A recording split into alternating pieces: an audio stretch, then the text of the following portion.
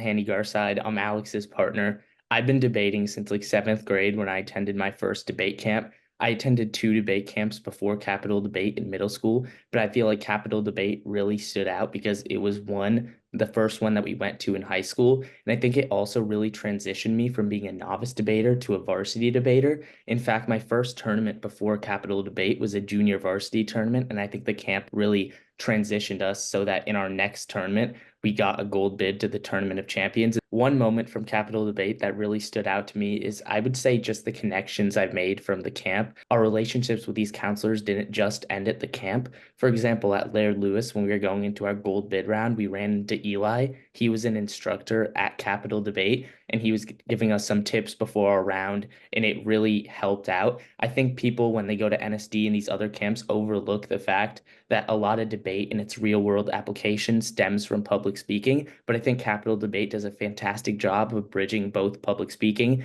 and the aspects that make a debate round what it is. And I think that's a lot of what led to our success on the circuit. So when I first came to Capital Debate, we were expecting it to just be a speech camp to sort of improve on our public speaking in front of parent judges.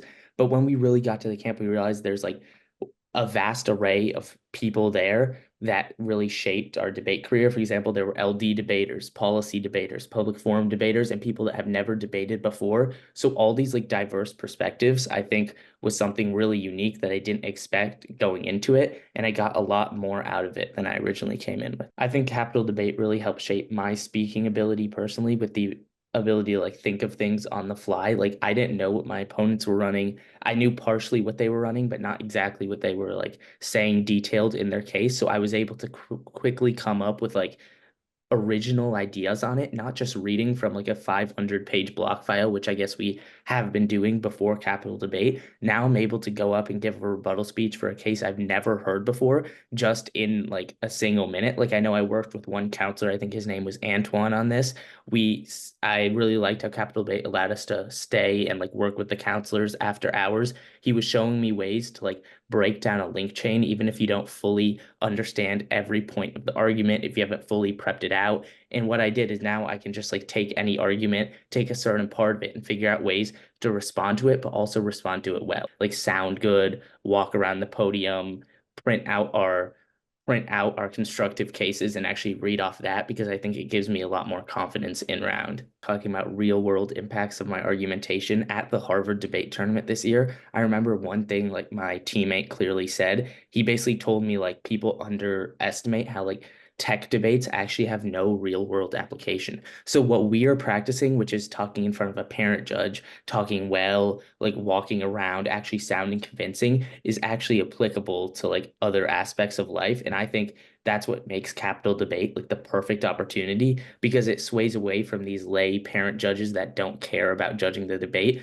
but it's also not close to these tech judges that simply read off a speech doc. It pretty much finds the perfect ground where debaters are still able to articulate arguments, but you also have to use a bit of logic off the flow. So I think it's that mix of the two that has made me and Alex very good on like lay panels and parent judges, even technical judges like it, because this is a type of argumentation they haven't seen like from all the kids that focus on the technical aspects at NSD. Like I know one round we were in front of a parent judge.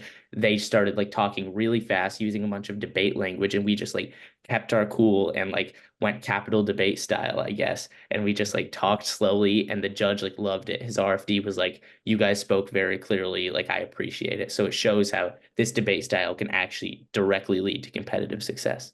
One thing my old debate captain used to say is that he'd like to teach novices what he called lay first, tech later, where he basically said that like I was suggesting that we like start and teach the novices flowing first because they'll be able to learn the technical aspects. And he was sort of arguing how speaking well is a prerequisite to even being able to do tech debate in the first place. Because no matter how well you sound, you still have to be able to articulate your points and argue your opponents. So I feel like tech debate is still grounded on the stuff that Capital Debate preaches. So it's important to have this experience to like form a good debate career. Most judges are lay judges. Like most people bring their parents to judge in tournaments. Almost every tournament we've been to, even the Tournament of Champions, we've had a majority lay judge round. So in order to go far in tournaments, being able to speak well is just as important as being able to do tech, if not even more important. even beyond school, like personally, it's known that like public speaking is actually like the number one fear in America. And I was like surprised when I saw this statistic. But I think one thing Capital Debate did is it made it so it not just made me a better speaker, because you don't have to give many speeches in your life. I mean, you do, but the main thing it gave me is like a confidence in everything I'm saying. Like I become more confident in improv and being able to speak on the fly. But aside from Capital Debate's emphasis on speaking, as I mentioned, they sort of bridge logic with speaking. So I'm also able to articulate my points better in just normal conversations with my friends in school. I'm also able to realize, for example, I have a history presentation coming up. I only need a note card and I'll be able to talk about the topic for the whole time. And it's a really big skill that not many people have. And I know I was scared of public speaking before Capital Debate. I did debate because I enjoyed argumentation, but Capital Debate allowed me to actually now want to speak. Like one thing I'm considering is doing extemp speech in the future, where you basically just make a speech off the fly. So I think Capital Debate, I would never have considered that as a freshman. And the reason why I want to do it is because for two reasons. I feel like I become a better public speaker, but second, I just like want to improve. The newfound confidence I have is something that's addicting, and it would never have started without Capital Debate. I mentioned the counselors we met there, but also the people we met there have been really influential in our success throughout the circuit.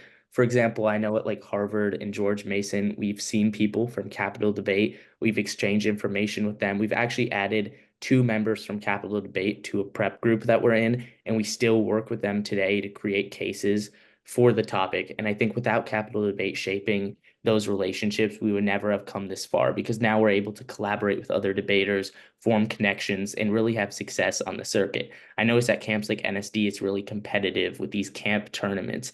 And when my friend who went to NSD sees other NSD debaters from tournaments, he's like, oh yeah, they beat us, they hate us. Whereas when Capital Debate, whenever I see Capital Debate alumni that I recognize from our experience, I always say hi. For example, we added like two to our prep group, and that's like a really good experience.